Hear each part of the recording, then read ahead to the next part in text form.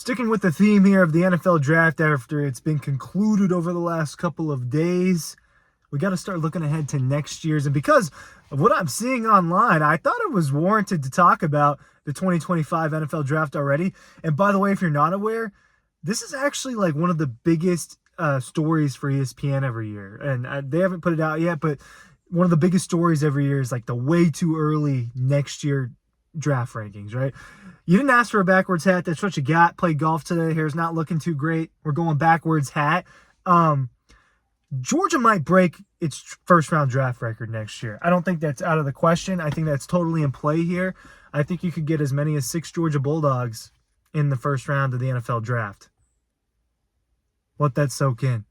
In 2025, it is possible that you get 6 Georgia Bulldogs. You're going to get at least a couple, right? And now you're seeing a theme where Georgia's locked in to get some of these first-rounders this past year, Mims and Bowers. I want to give you the 6 names. Oh, maybe I should just let them trickle throughout the list, and I'll go from obvious to the most obvious to the least obvious. But I've seen mocks that have each of these guys in the first round, and I've seen a lot that have 1 or 2 of them every single time. Georgia, 2 years ago, that 2023 NFL draft had 5 players drafted in the first round, and they were all on defense.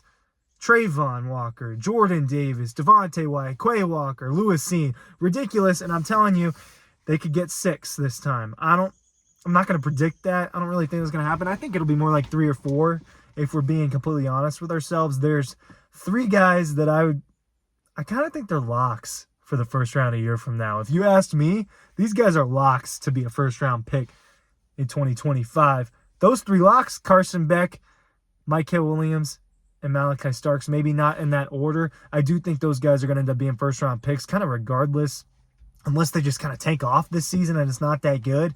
Then I think that those guys will be first-round picks. The other 3, I'll wait to talk about them a little bit more. So those are the ones I'll get started with. Ryan Curley from Dawg Post talking about the 2025 NFL Draft. Stick around. This is a fun conversation for me. You guys know I love talking about the NFL Draft and mixing in college and the NFL. It's my favorite thing because I love covering football. I love talking about football with you guys.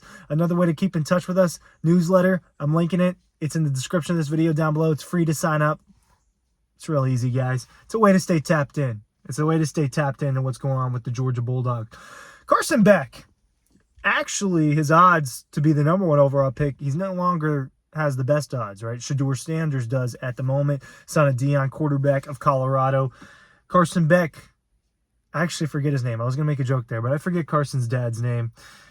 Quarterback of Georgia, 3,900 yards, 24 touchdowns, 8 interceptions. You know the numbers. Clean, 72% completion percentage. Clean, 4-to-1 touchdown to INT ratio.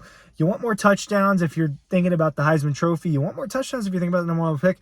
But what we've learned about the NFL draft over and over is your production does not matter that much. Why? I should have brought this up before. Because of one guy right here, J.J. McCarthy. His college stats. He was just the number 10 pick in college football over Brock Bowers.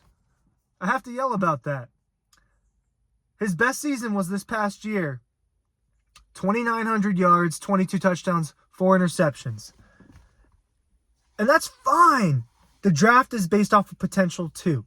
And I get it. And did JJ have first-round tools? Yes. But so does Carson. And he also has way closer to first-round production.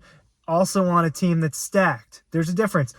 Now, play style is different. Michigan was all about the trenches. Michigan was about pounding the football. They had multiple running backs that they liked. They had one of the best running backs in college football in Blake Corum, who was just a touchdown machine. A lot of those being goal line. But you get the point. 22-4 is a great TD-INT ratio. 72.3%. Just doesn't have the yards and the touchdowns. He just really doesn't have the yards, right? Carson's going to throw more than that, and he's going to get more yards than that. A lot of people are out here predicting, well, Carson Beck might have the best passing year ever in Georgia Bulldogs history. That might be the case. I could see that happening. I'm going to predict 4,000 yards for Carson. I think they're going to play at least 15 games, 16 if they're winning a national championship, and it goes the way you think it'll go. They can play 16 or 17 games, and if that's the case, he's breaking this record, guys, because Carson Beck was like an automatic 250 yards. You go through his game log last year, off the top of my head, he didn't hit 250 only one time, maybe twice, and it was those two games there towards the end, the Georgia Tech and the Alabama game. I think those are the only games where he didn't top that 250 yards mark. I don't remember his Orange Bowl numbers. Don't matter. Doesn't matter what he did in the Orange Bowl. Carson, think he'll be good enough to be a top 5 pick next year.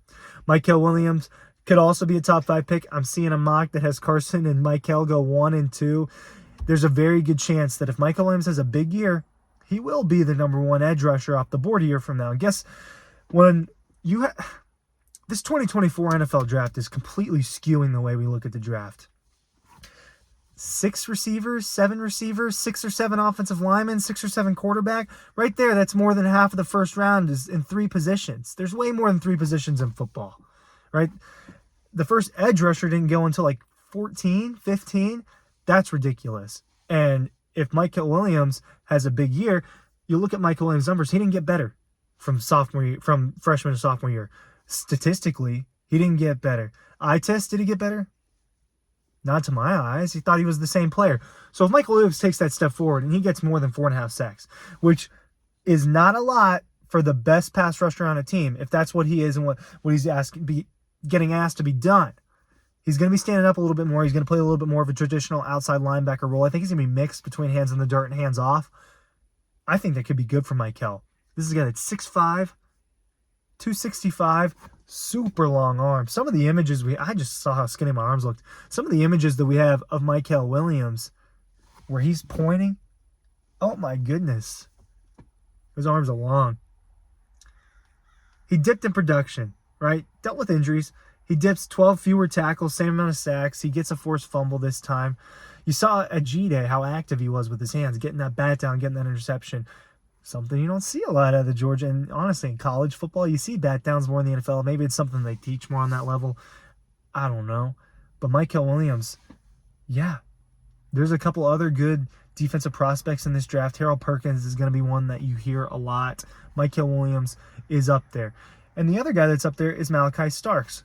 Safety's not valued as high as an edge rusher or a quarterback position, but if you're a really good safety, you'll go in the top 15.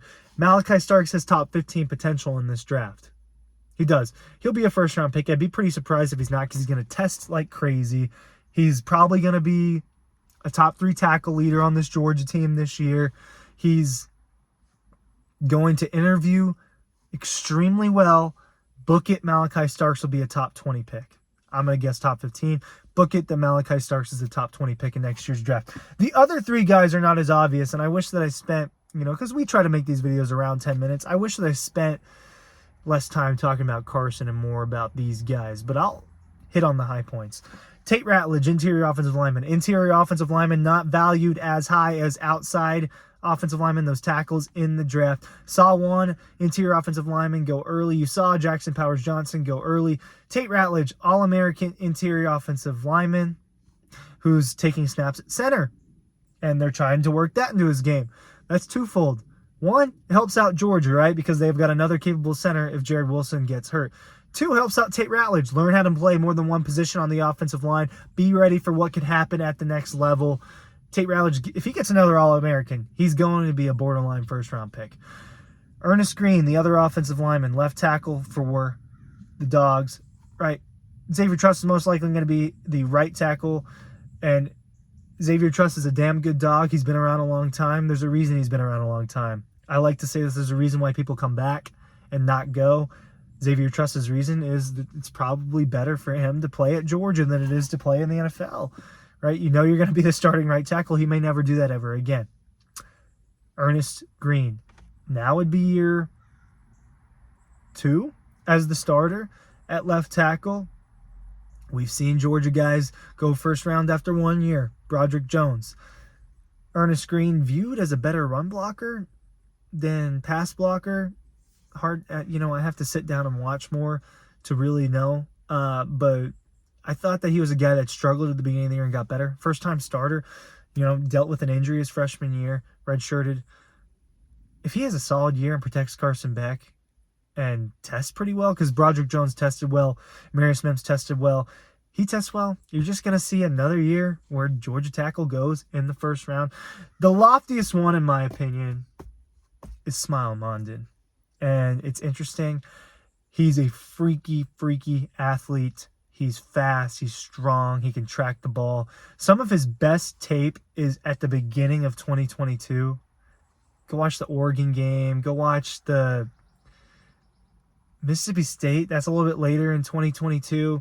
Watch Kent State 2022. There's a few games. He flies around, and if he can do that on a consistent basis and doesn't get rotated out of the lineup too much, whether that's due to injury or just due to the fact that they have so many good linebackers, Smilemundan can play that Quay Walker role and get that first-round pick like Quay was, because I think he can be that good, and I think he'll test that well.